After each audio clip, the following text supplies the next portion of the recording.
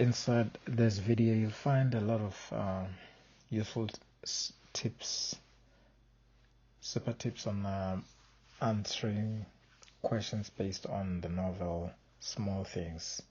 I think it's important to note or to even mention to you that there's a vast of questions or variety of questions that examiners put out there, and if you look at your past papers, you would have seen a trend. So I'm just going to really narrow down on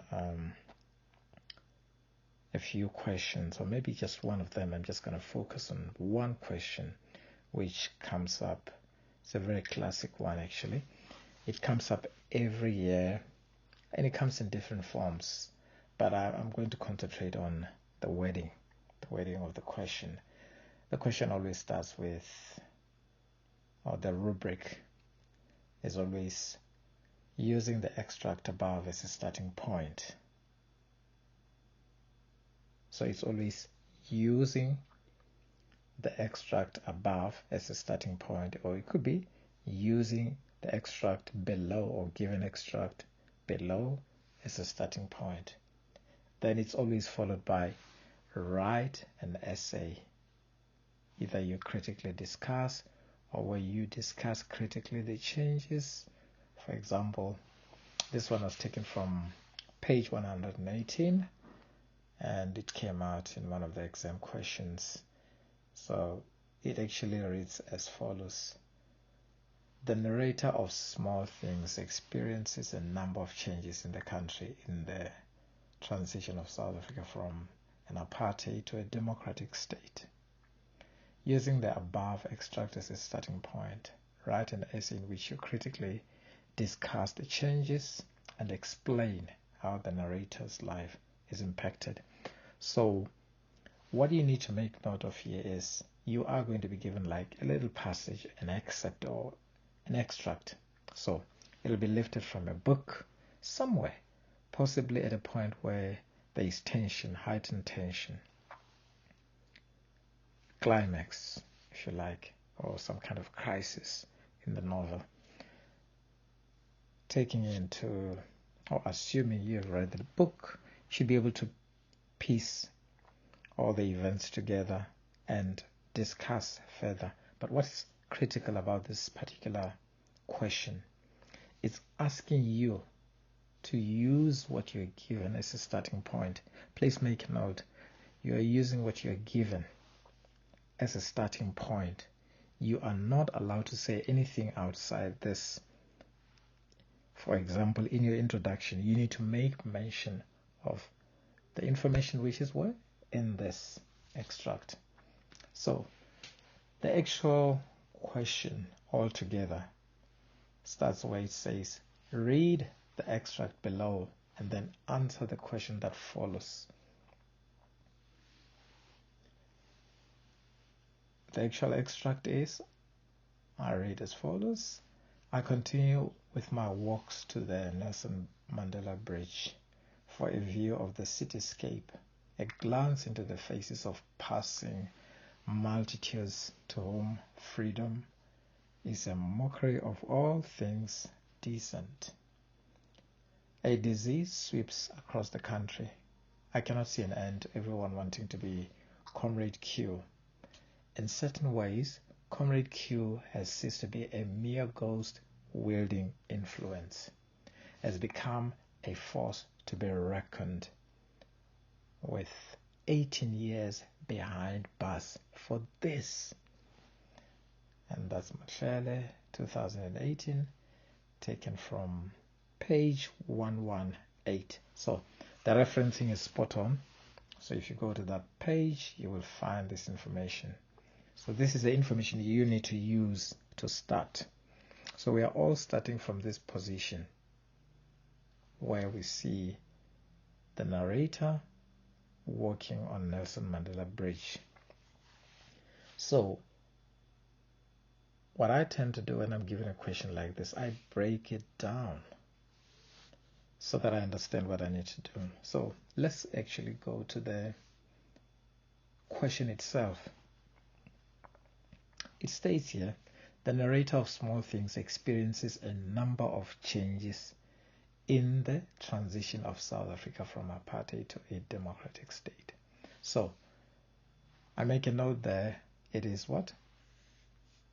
The focus is on changes that the narrator comes across or experiences. So that for me would be, I need to consider when I discuss those changes that the narrator experiencing.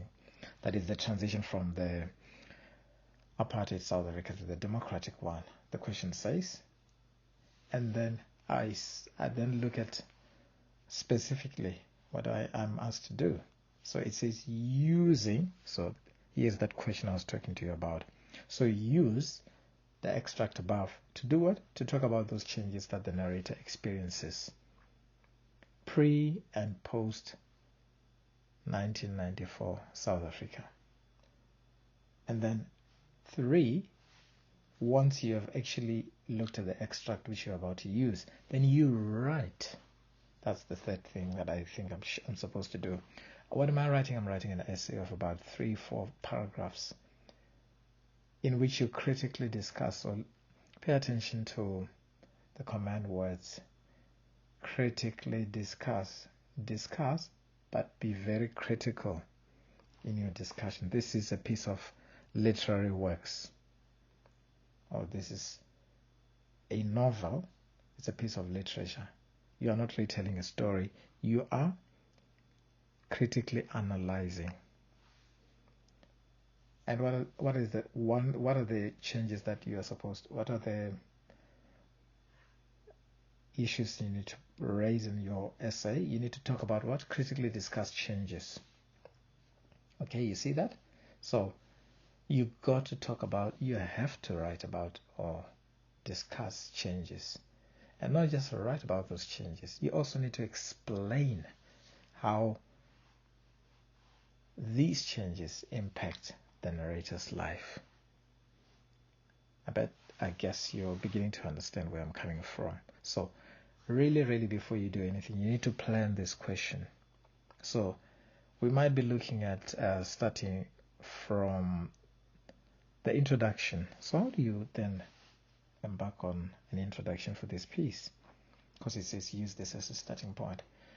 My take on this would be, I would look at specific words. It could be words, could be, what I mean by words is I could be looking at language that the narrator uses. I mean, if you look at this here, he is talking to himself. This is a monologue, a soliloquy. These are his thoughts. He's reflecting. So I might want to look at what stands out for me. Well, first thing that I see here is Nelson Mandela Bridge. So I make an association. Nelson Mandela Bridge is associated. Nelson Mandela himself was a revolutionary, a freedom fighter. That's mentioned before in the book. You remember when he had a conversation with Major Joubert. But I'm trying to make a point about the importance of highlighting certain events or certain concepts in the extract. So I'm focusing on the extract, Nelson Mandela Bridge. So that's a bridge named after Nelson Mandela. So my take on this is Nelson Mandela Bridge would be a bridge that is bridging the old to the new.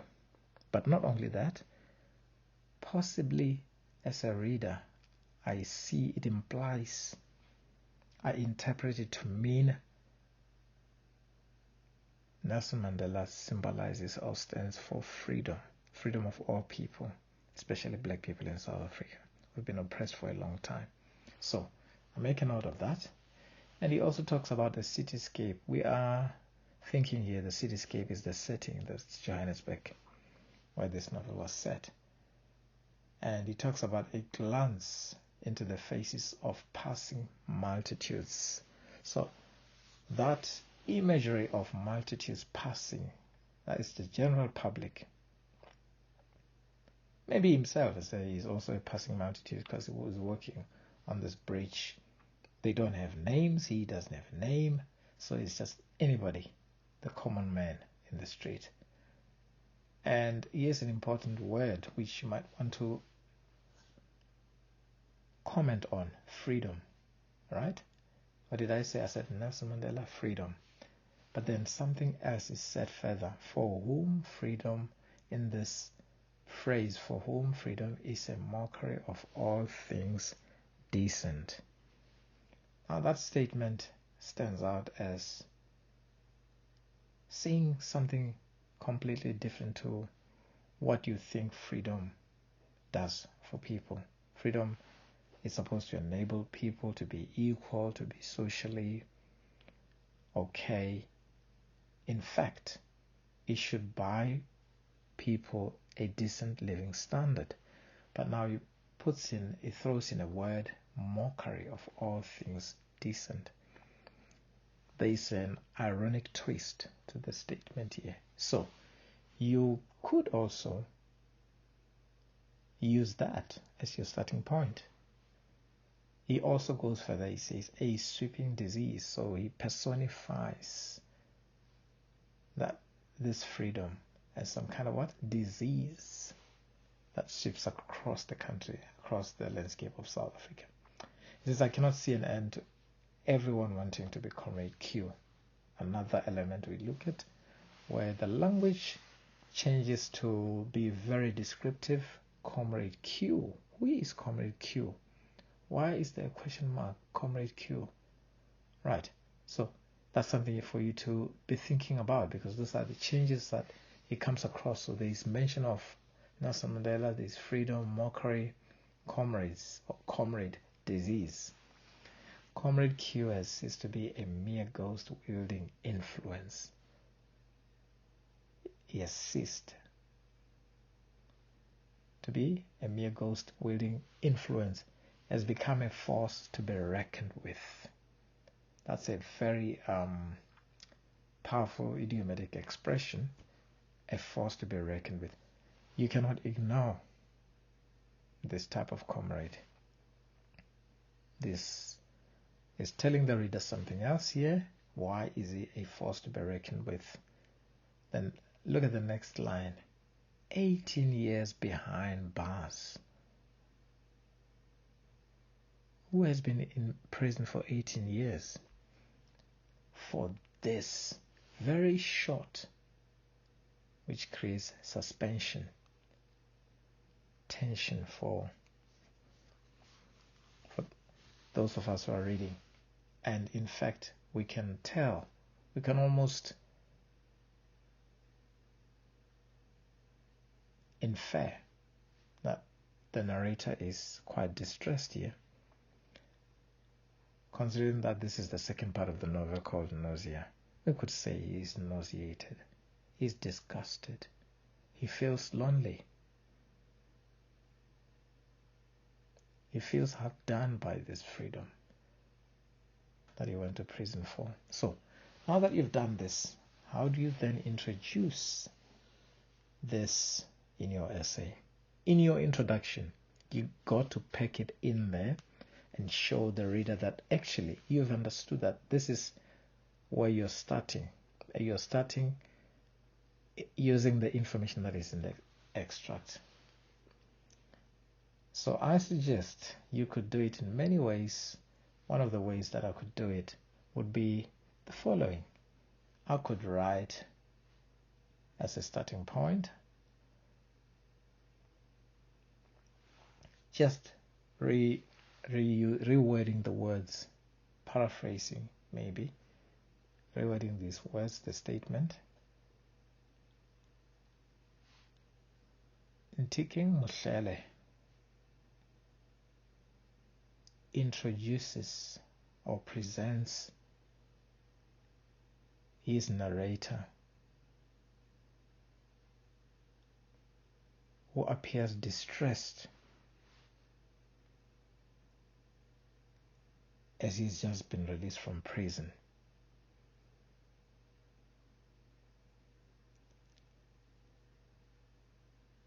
The phrase for whom freedom is a mockery of all things suggests disappointment, distress, disgust, nausea, and this deeply affects the narrator. In this essay, this essay intends to critically discuss, firstly, changes the narrator experiences during the transition in South Africa.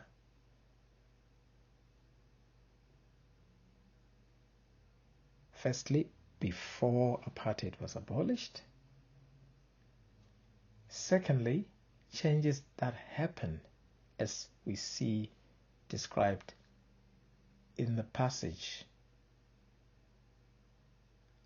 after 1994.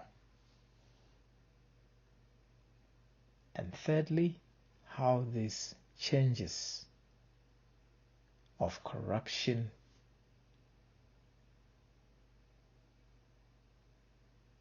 of neglect, of imprisonment have impacted him. That is your introduction. So we'll look at how you are going to actually structure your next paragraphs, which flesh out the ideas you pointed out in the introduction. It's going to be paragraph 1, 2, 3, and you conclude.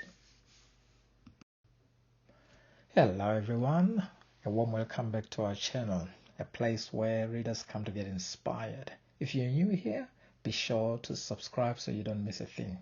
As promised, we continue on our learning journey from where we left. I've provided a link at the end of this video in case you missed it. According to research, it is impossible to be a good writer without being a good reader first. For example, to read as a writer, also known as critical reading or close reading, involves analyzing how a piece works and how an author achieves particular effects. For instance, when reading the novel Small Things, you might consider how Mohlele uses the elements like point of view, character, that is including rhythm, sentence structure, and imagery, plotting, and themes. This video addresses common mistakes to avoid when responding to a question from a given extract. It specifically focuses on the writer's style, i.e., recurring habits and traits as witnessed in the extract, length of sentences, language devices, and this thematic approach to the subject of imprisonment and freedom. In fact, asking the question or answering the question, who is the narrator of ideas in the extract? Without any further delay, let's get straight to the exam question. This is one example of a question that deals with several issues, but I think one more important one that we should emphasize here is the narrative perspective. And we see here the first person narrator in Mohlele, the unnamed narrator, who's the first person, actually reminiscing on the bridge. He's reflecting, he's sharing his thoughts. And if you had looked at that video, or if you watched my video previously, we're talking about the use of the pronoun I. We know that this is a first person narrator because of that pronoun I. But we're specifically asked to do something in this extract, so let us not step out of line and forget what the question is asking us to focus on. So let's read the question actually, just to remind ourselves. The narrator of Small Things experiences a number of changes in the country in the transition of South Africa from an apartheid to a democratic state. In bold, using the extract above as a starting point, write an essay in which you critically discuss the changes, and explain how the narrator's life is impacted. Very, very well designed question, straightforward. There are specific things that you as the student needs to pay attention to. So these are the common mistakes that I think most probably a lot of students make when they answer this question. One, talking about issue or events or narrating the story in the novel. That has nothing to do with this. Talking about the narrator was in prison, going on without actually focusing on what you are asked. Let's go back to the extract, the question actually. It says you must use the above extract, the given extract, which you see here, as a starting point. You are meant to start right there. That's a common start for everyone. So the extract reads as follows. I continue my walks to the Nelson Mandela Bridge for a view of the cityscape, a glance into the faces of passing multitudes for whom freedom is a mockery of all things decent. A disease sweeps across the country, rather land. I cannot see an end to everyone wanting to be Comrade Q. In certain ways, Comrade Q has ceased to be a mere ghost-wielding influence, has become a force to be reckoned with. 18 years behind bars for this. And that's taken from Mohlele Small Things, 2018, page 118. Great referencing there. So, remember this. You are supposed to use this extract that I've just read. And then what are you supposed to do with the extract? You are supposed to critically discuss the changes. That's one. And then explain how the narrator's life is impacted. Supposedly you've read the novel. You would know certain parts in the book where the narrator has actually continually spoken about, or in fact reflected, because he doesn't really speak.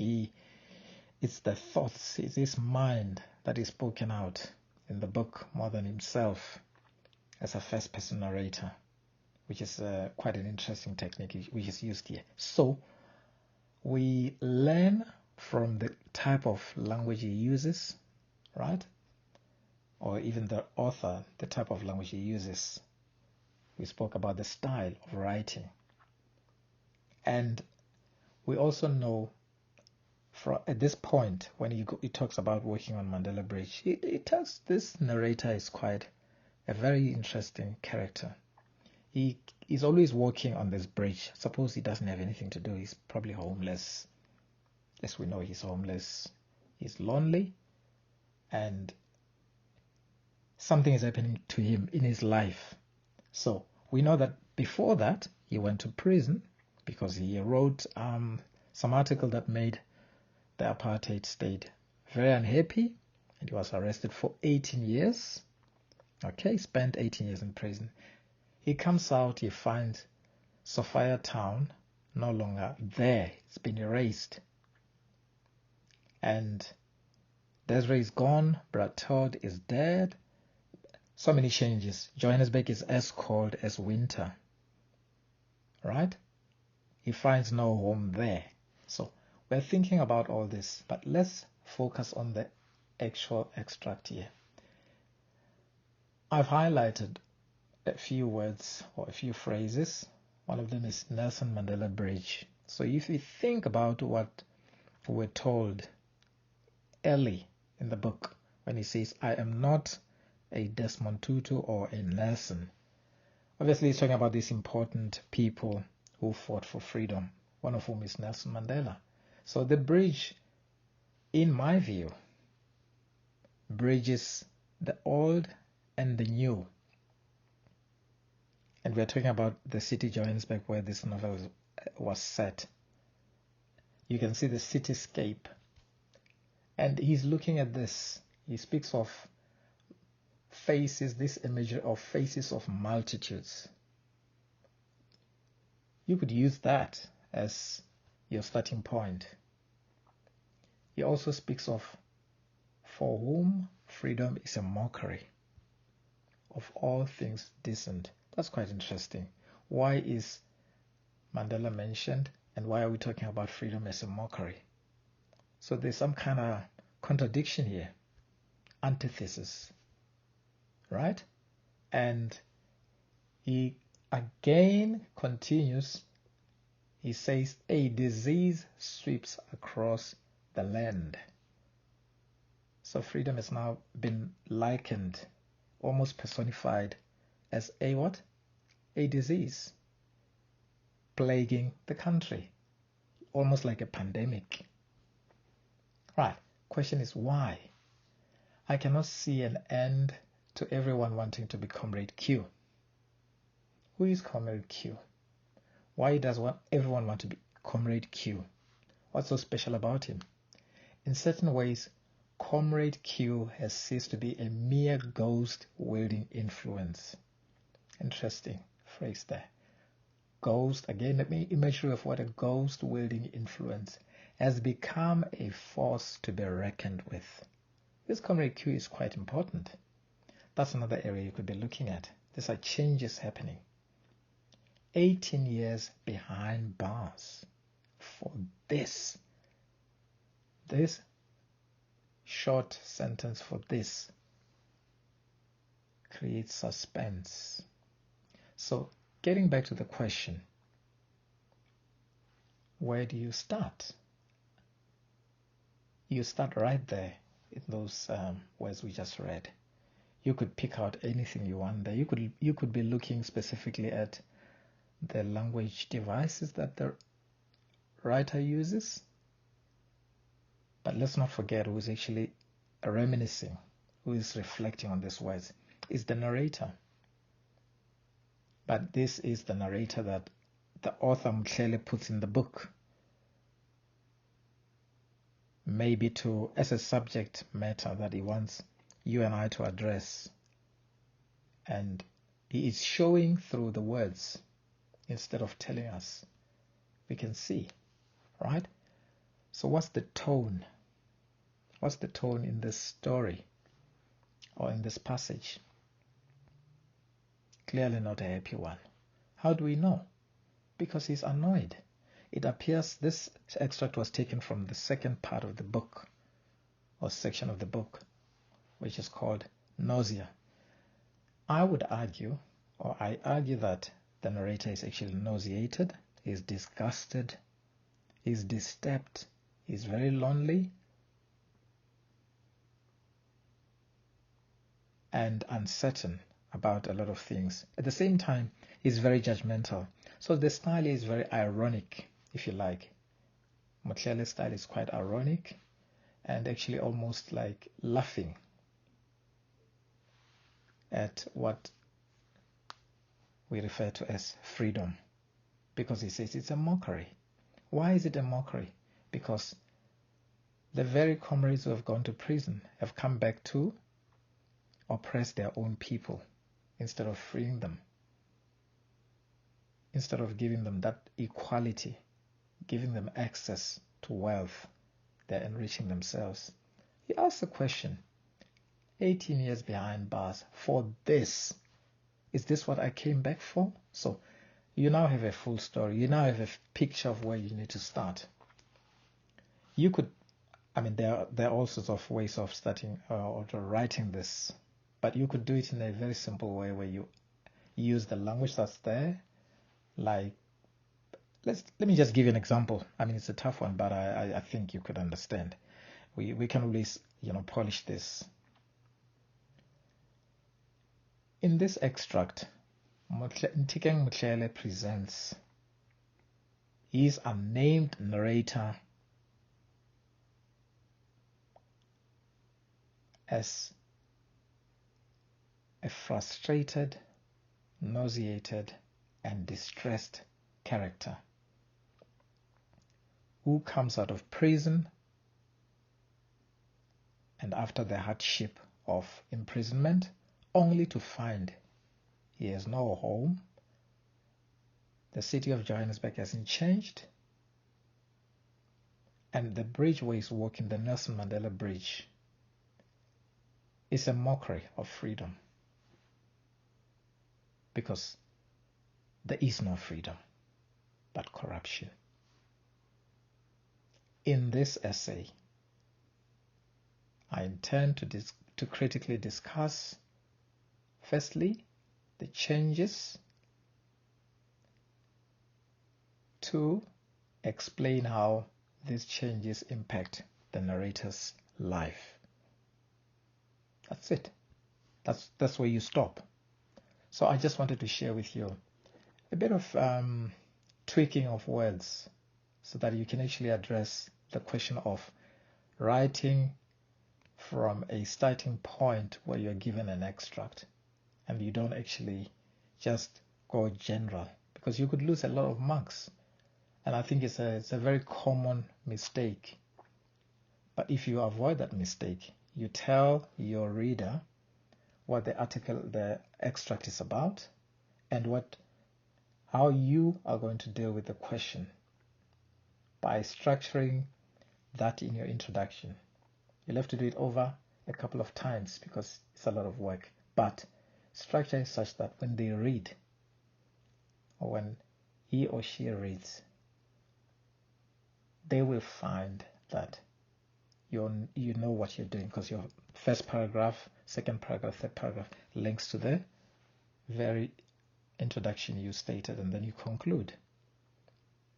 I'll stop right here because I think the video could get very long. And by the way, thank you for watching.